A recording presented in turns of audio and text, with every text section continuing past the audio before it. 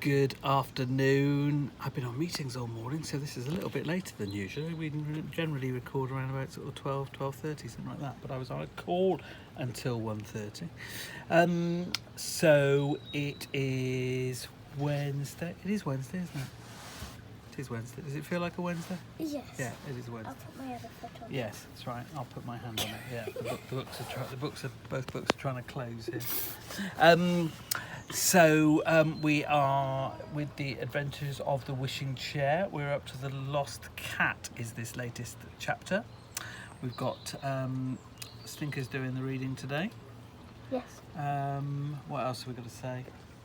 It's a beautiful sunny day. We did contemplate reading it from the playhouse, but we opened the door and it was too blinking hot, so we thought, piff with that, let's read it outside. But then the paving slabs were a bit hot as well, so we had to do a bit of a hurry and scurry across here as well. But this is, first world problems. Right, shall I take over that? And then you can take your foot off that. There's the Tinker. Say hello. Hello. And today's chapter, The Lost Cat. Right, go for it. One morning it was very wet, and Molly, Peter, and Cheeky were playing a very noisy game of Snap in the playroom together. Whiskers, the cat, had come with them and had curled herself up on a cushion in the wishing chair, where she had gone fast asleep.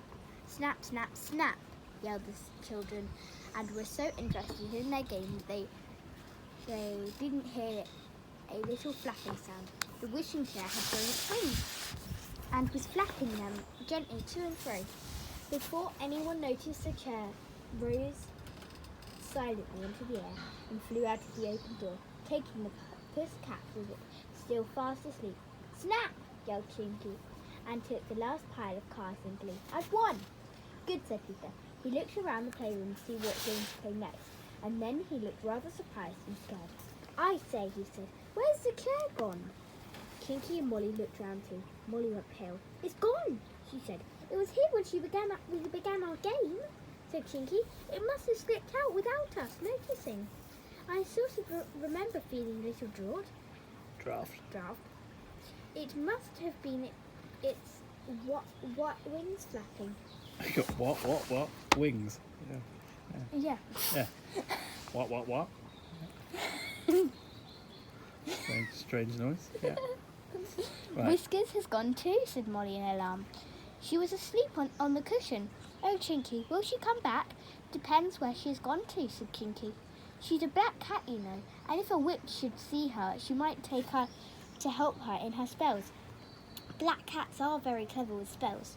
Molly began to cry. She was very fond of Whiskers. Oh, why did we let Whiskers go to sleep on the chair? She wept. Well, it's no good crying, said Chinky, patting Molly on the shoulder. We must just wait and see. Perhaps old Whiskers will come back still fast asleep when the chair returns. They waited for an hour or two with the door wide open, but no wishing chair came back. The two children left Chinky and went to their dinner. They hunted about their house just in case Whiskers should have got off the cushion and wandered home, but no one had seen her. After dinner, they ran down the garden to their playroom again. Chinky was there, looking gloomy. The chair hasn't come back, he said.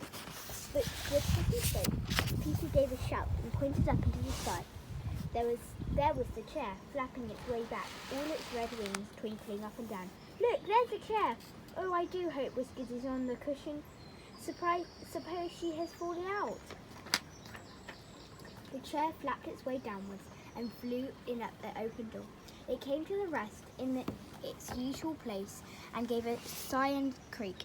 The children rushed to it. There was no cat there. The cushion was still in its place, with a dent in the middle where Whiskers had lain, but that was all. The three stared at one another in dismay. Whiskers has been caught by a witch, said Chinky. There's no doubt about it. Look at this. He picked up a tiny silver star that lay on the seat of the chair. The little star has fallen off a witch's embroidered cloak. Poor Whiskers, wept Molly. I do want her back. Oh, Chinky, what shall we do?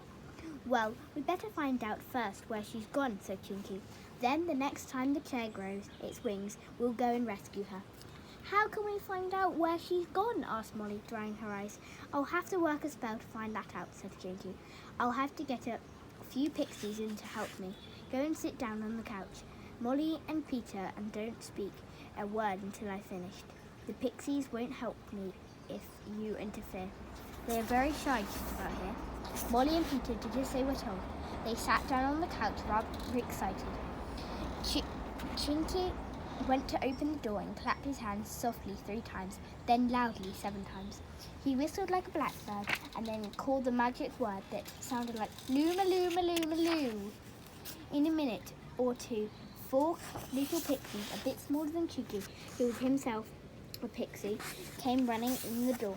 They stopped when they saw the 2 children, but Chinky said they were his friends. They won't interfere, he said. I want to do a spell to find out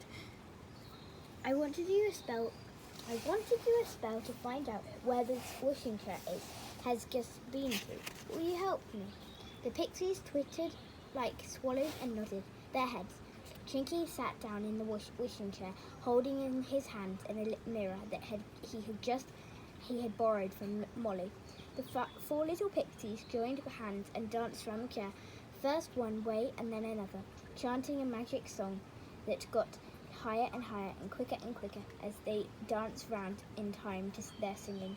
Chinky looked intently in the mirror, and the children watched, wondering what he would see there. Suddenly, the 4 dancing pixies stopped their singing and fell to the floor, panting and crying. Now look and tell what you see, Chinky. And Chinky stared at the mirror and then gave a shout. I see her! It's the witch, Kiri Kiri. She has got whiskers. Here she is cooking her dinner for her. The 2 children sprang up from the couch and hurried to look in the mirror that Chinky held. To their great amazement, instead of seeing their cat stirring a soup pot on a big stove, and behind her was an old witch clad in a long black cloak embroidered with silver stars and moons. See her, said Chinky, pointing.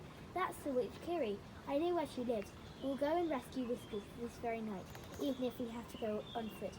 The 4 little pixies twittered goodbye and ran out. The picture in the mirror faded away. The children and the pixie looked at one another. What a marvellous spell, said Molly. Oh, I did enjoy that, Chinky. Shall we really go and fetch Whiskers tonight? Yes, said Chinky. Come here at midnight, ready dressed. If the chair has grown its wings, we'll go in it. If not, we'll take the underground train to the witch's house. Ooh, said Molly. What an adventure. And tomorrow we get to see they go off to the witch Kiri Kiri. Kiri Kiri. Strange name. Strange name. Sounds like curry. Well, if you mispronounce it, yeah. Yeah. Okay. Anything to report other than that? Or should we make this a short one today? It's only 8 minutes. Really? Want to sing a song? That's it. No? What else can we do to kind of fill it out? I can do a poem. No thanks. No? Okay. I could do a dance. You want to do a dance? What?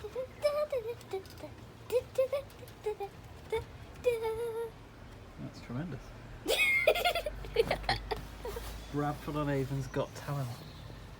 Right, okay, in which case we will TTFN. TTFN and we'll catch up tomorrow. Bye-bye. Okay, bye.